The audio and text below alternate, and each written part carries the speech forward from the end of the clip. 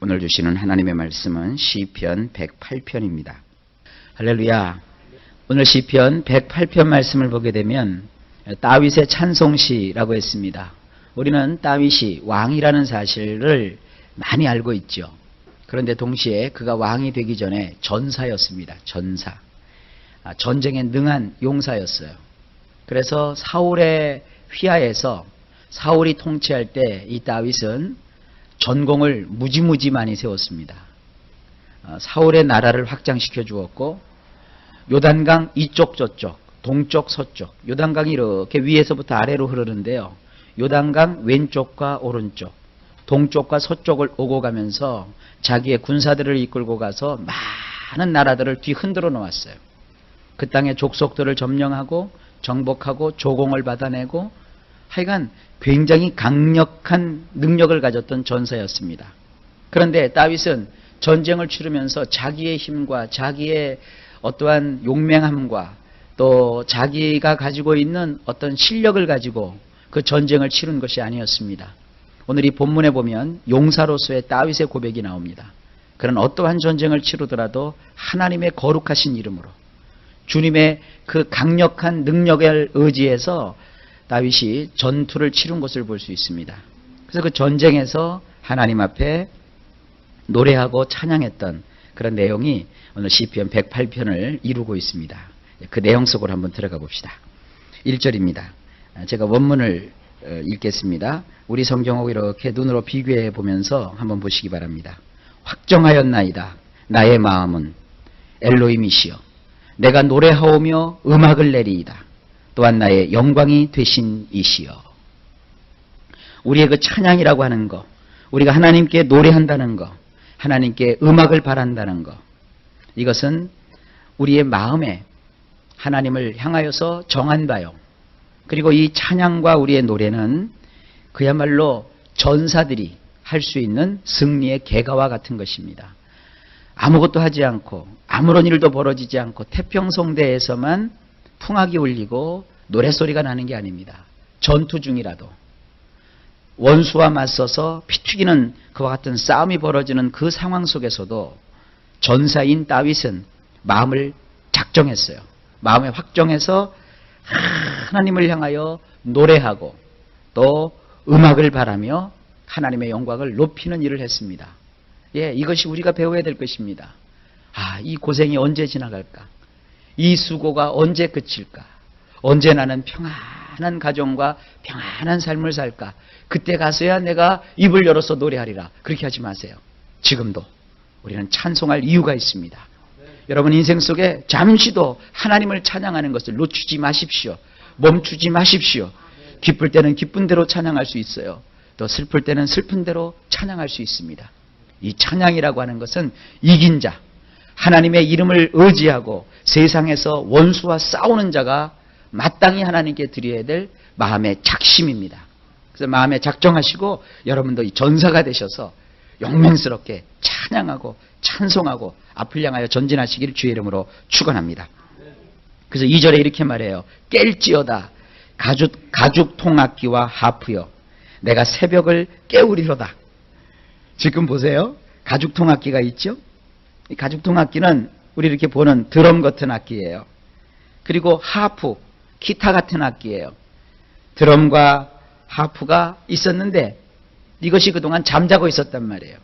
잠을 재우지 않겠다는 거예요. 왜냐하면 전쟁 중이라도 내가 노래하기 위해서 드럼을 깨우고 그리고 하프를 깨워서 내가 새벽을 깨우겠다는 거예요. 그러니까 이른 아침부터 일어나서 원망하고 탄식하고 오늘 어떻게 싸울까, 어떻게 내가 저 적군을 물리칠까, 그게 아니라 하나님을 향하여서 찬양하고 노래하면서 시작을 하는 거예요.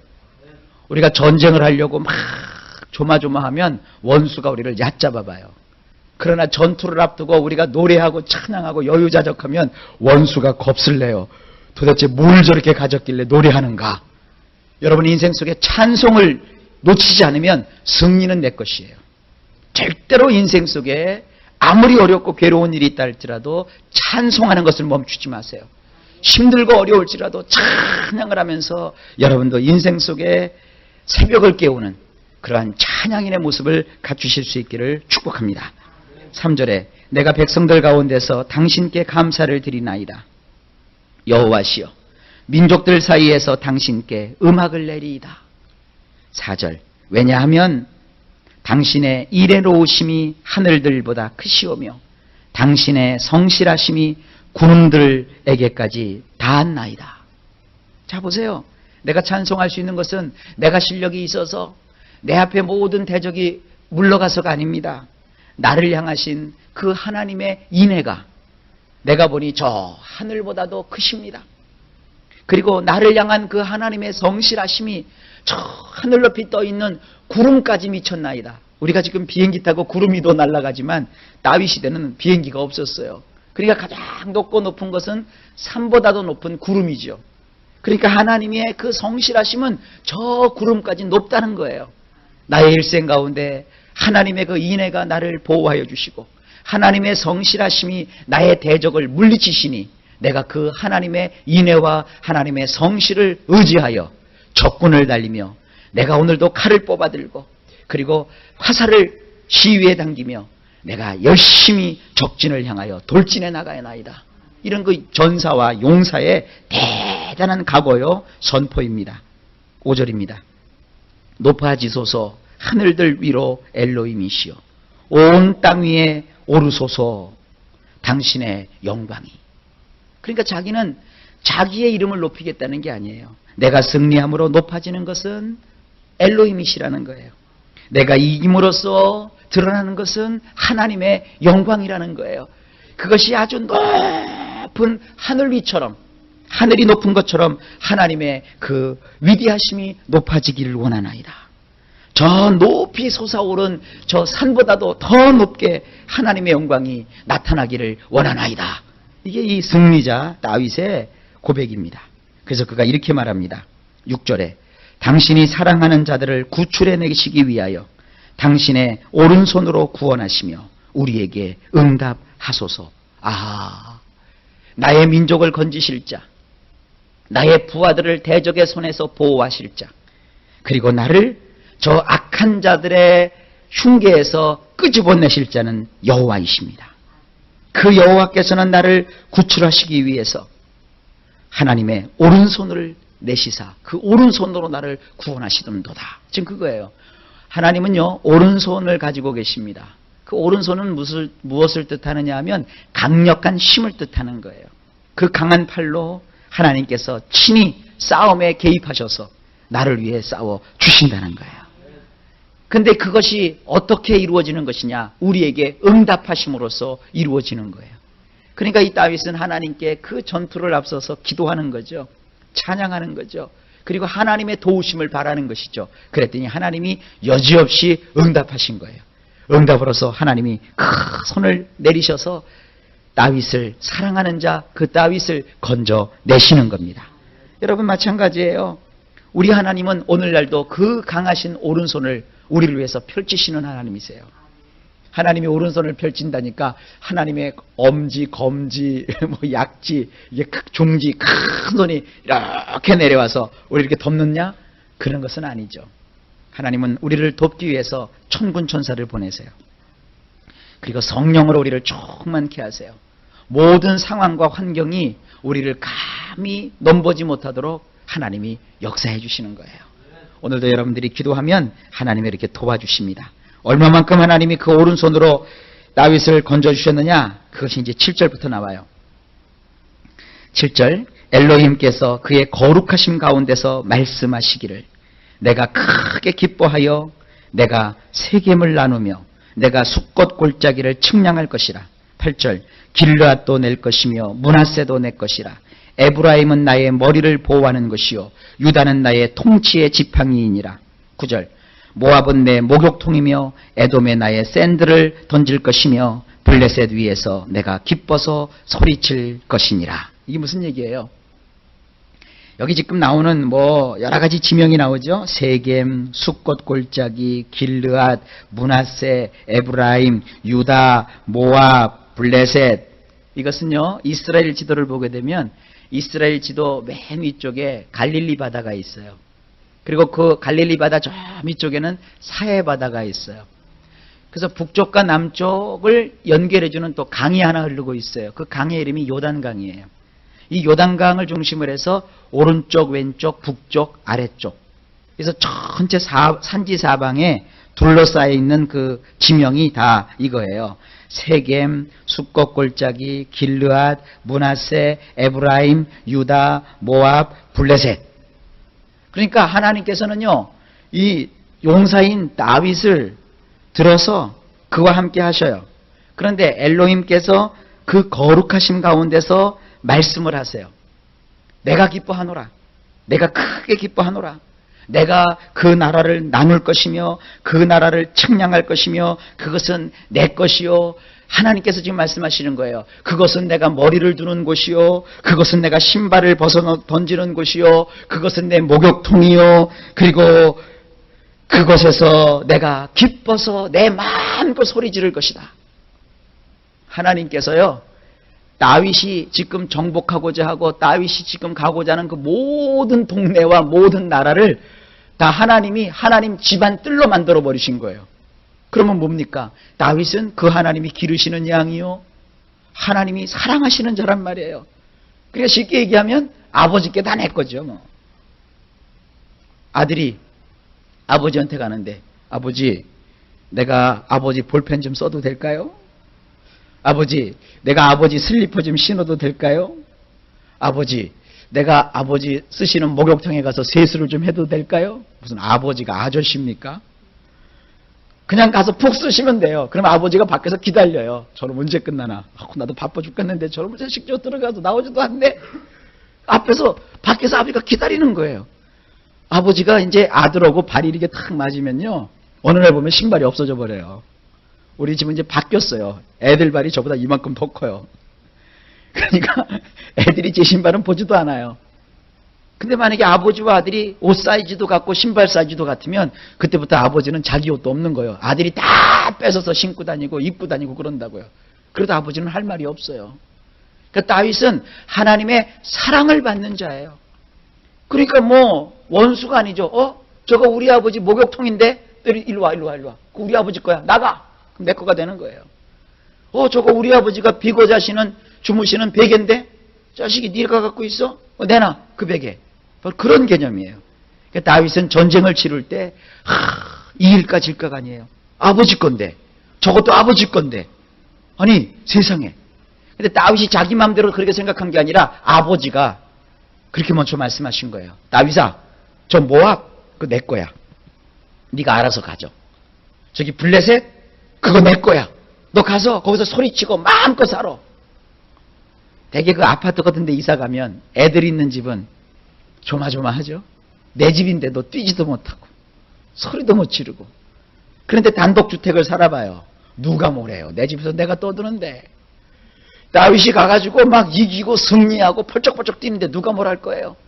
블레셋에 가서 다윗아 거기서 마음껏 뛰놀아도 돼. 마음껏 해. 그러니까 다윗이 알았어요 아버지. 그래서 거기 가가지고는 마음껏 소리를 지는 거예요. 아무도 손을 못 대요. 지금 그런 상황이에요. 보세요. 10절. 누가 나를 이끌어 요새화된 도성으로 데려갈 것이며 누가 나를 에돔까지 인도할 것인가. 다윗이 그렇게 생각을 했다는 거예요. 그런데 보세요. 11절. 엘로힘이시여 당신이 우리를 거절하지 아니하시나이다. 엘로힘이시여 우리 군대들과 함께 나아가지 아니하시리이까. 이게 우리 성경에는 마치 하나님이 나를 거절하시고 하나님이 나와 함께하지 않는 것처럼 번역이 되어 있어요. 11절 우리 성경으로 잠깐 볼게요. 하나님이여 주께서 우리를 버리지 아니하셨나이까. 하나님이여 주께서 우리 군대와 함께 나아가지 아니하시나이다. 그게 아닙니다. 원문을 해석하면 엘로힘이시여 당신이 우리를 거절하지 아니하신다는 거예요. 엘로힘이시여 우리 군대들과 함께 나아가지 아니하시리이까. 하나님이 같이 나아가 주신다는 거예요. 그러니까 다 이기는 거죠.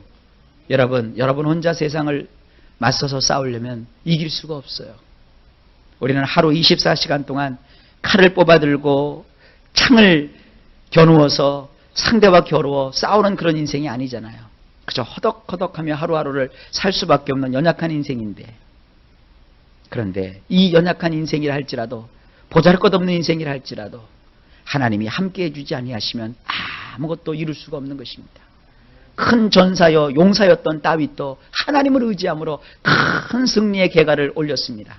우리도 그걸 본받아야 됩니다. 오늘 여러분 이 자리에 나와서 하나님 앞에 드리는 그 기도 하나하나 그거 하나님이 다 들어주십니다. 오늘날 하나님이 여러분에게 말씀을 주신다고요. 세상에 그런 게 많아요. 어떤 그 집사님 한 분이 집이 없었어요. 집이 없었는데 교회를 다니면서 마음에 소원이 자꾸 생기더래요. 나도 집을 하나 주셨으면, 나도 집을 하나 주셨으면. 그런데 교회를 이렇게 새벽마다 기도하러 다니셨는데 이렇게 교회로 가다 보면 모퉁이가 이렇게 있는 집인데 돌아가는데 왜 옛날에 여러분 불란서 집이라는 거 알죠? 이렇게 불란서 모양으로 되어 있는 단독주택. 그때 이제 아파트가 없던 시대니까. 지나가는데 그 집을 자꾸 갖고 싶더래요, 마음에.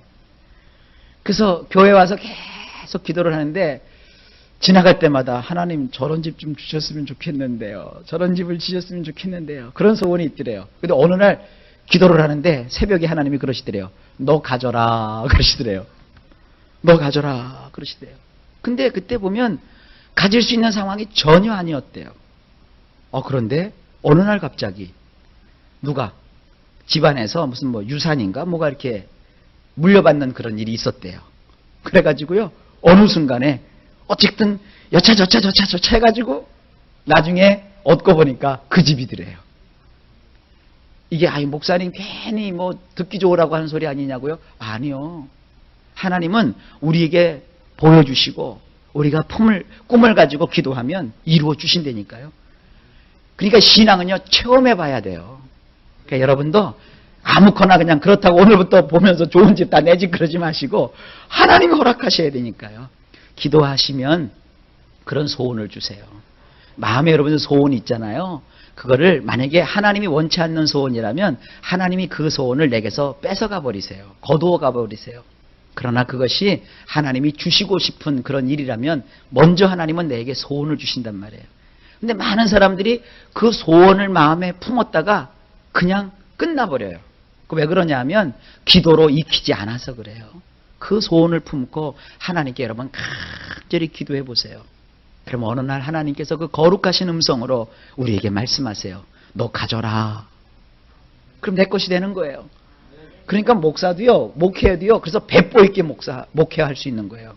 목사님이 괜히 뭐 헛바람이 들어가지고 괜히 으쓱으쓱거리고 막 이러면 건 교만이죠. 그러면 하나님이 쓰질 않으세요. 그러나 목사가 으쓱으쓱거리고 자랑할 것은 없어도 배심 있게 일할 수 있는 것이 뭐냐면 하나님 때문이에요. 은도 하나님의 것이요, 금도 하나님의 것이요. 우리가 교회로 해서 도둑질하는 것도 아니고요, 사기치는 것도 아니고요, 남을 죽이는 것도 아니잖아요. 백성들을 살리고 나라를 견실하게 세우고 하나님 나라를 확장하고 성도를 행복하게 하는 이런 목적을 가지고 또 주님께서 지상에다가 내 교회를 세운다고 하셨으니 기도하면 하나님께서 목회자에게 담대함을 주시는 거예요. 그래서 이 세상을 내다보면서 기도하면서 나아가면 하나님이 소망을 주시고요, 그 소망을 품고 기도하면 하나님이요 가져라 그러실 때가 있다고요. 그래서 사람이 있든지 없든지 돈이 있든지 없든지 교회가 건물이 있든지 없든지 배포가 생기는 거예요. 왜냐하면 하나님이 하시니까. 그러니까 어떤 절망도 빠지지 않는 거예요. 어떤 시련이 와도 넘어지지 않는 거예요. 왜냐하면 하나님이 함께 하시기 때문에. 그래서 성도들에게 힘을 주고 용기를 주고 하나님 주시는 그 능력을 의지하자고 하는 거예요. 그러면 성도들도 같이 그 하나님이 함께 하시는 역사 속에 인생의 소망을 가지고 용기를 가지고 복을 받는단 말이에요. 결국 절망하지 않으니까, 포기하지 않으니까 복을 받는다고요. 그러면 그 복 받은 성도들만 되면 목회자의 목회가 이루어져요. 교회는요 세 사람만 있으면 된대잖아요. 기도하는 사람, 땅 사는 사람, 건물 짓는 사람, 세 사람만 있으면 돼요. 그러니까 하나님 숫자가 많아야 됩니다. 많은 돈이 있어야 됩니다. 그거는 세상 방법이에요. 하나님이 하시는 거예요. 여러분 똑같아요. 인생도요, 막 과신하고 능력도 없는 사람이 내가 능력이 있다 하면서 막 세상을 깔보지 마시고 기도하세요. 기도하면요 하나님이 백보를 주세요. 배짱을 주신단 말이에요. 그러니까 어지간한 일을 가지고서도 넘어지지 않아요.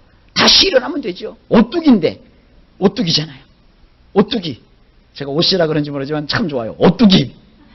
벌떡 일어나면 돼요. 다시 일어날 수 있어요. 힘을 내세요, 여러분. 기도하는 사람은 돼요. 기도하는 사람은 길이 열려요. 기도하면 하나님이 응답하세요. 그래서 어느 날 하나님이 너 가져라! 그러면 되는 거예요. 이게 다윗이 지금 고백하고 있는 기도의 내용입니다. 12절 보세요. 원수로 인하여 우리에게 도움을 베풀어 주소서. 사람의 구원이라는 것은 허무한 것뿐입니다. 13절. 엘로힘과 함께라면 우리는 강력해지리이다. 그분은 우리의 대적을 짓밟아 뭉개시나이다. 여러분 할렐루야 아닙니까? 하나님이 우리와 함께라면 우리는 강력해집니다. 오늘 주님이 말씀하십니다. 내가 세상 끝날까지 너희와 항상 함께 있으리라. 오늘도 주님을 의지하세요. 여러분 마음에 절망을 가지 마세요. 사람 때문에 조금 상처받았다고 해서 낙심하지 마세요. 오늘도 주님 주신 소망 있죠? 그거를 아뢰세요. 언제까지? 너 가져라 할 때까지. 한두 번 해갖고 안 주시면 그러면 마세요. 이러지 마시고 주실 때까지 매달리시란 말이에요. 반드시 주십니다. 여러분도 축복이 나타납니다. 기적은 일어납니다. 놀라운 은총이 여러분의 인생 속에 있을 줄로 믿습니다. 오늘도 주의 이름으로 하루 종일 승리하시길 예수님의 이름으로 축복합니다.